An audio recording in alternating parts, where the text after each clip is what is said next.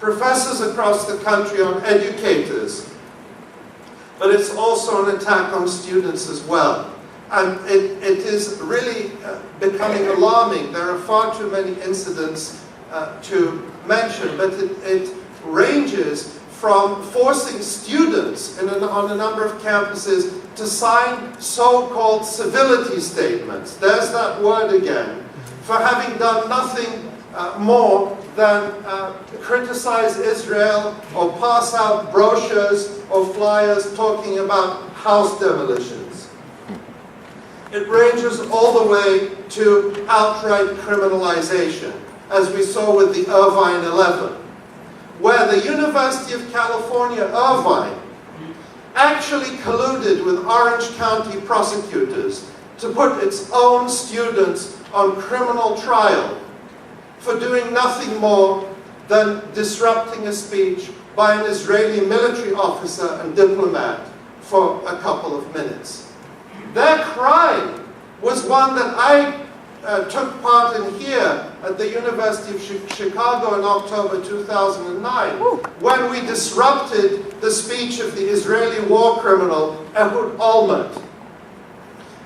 What I did then, and what others of us did, was incredibly uncivil.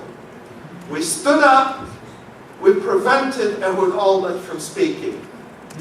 And we were told afterwards by President Zimmer and other top University of Chicago officials that what we did was an attack on free speech.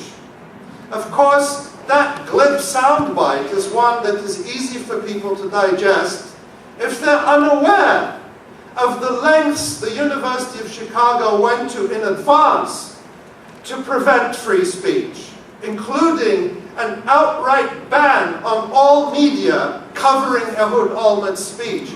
I was sitting there when university officials ordered Al Jazeera's camera and correspondent out of the auditorium just before Ehud Olmert was due to speak. So our disruption became an imperative when this university was honoring and paying tens of thousands of dollars to a person whose war crimes had just been outlined in brutal and horrifying detail in the Goldstone report just a few weeks before. So the point is, sometimes you have to be uncivil. Sometimes not taking tea and scones is a price worth paying for something that is much more important. In this case, accountability for ugly war crimes fully supported by the United States. I want to end by recalling just almost a month ago, the board meeting in Urbana of the University of Chicago, where they took a formal vote, against the appointment of Stephen Salaita. It was incredible. It was electrifying to see so many students and faculty there demonstrating for academic freedom.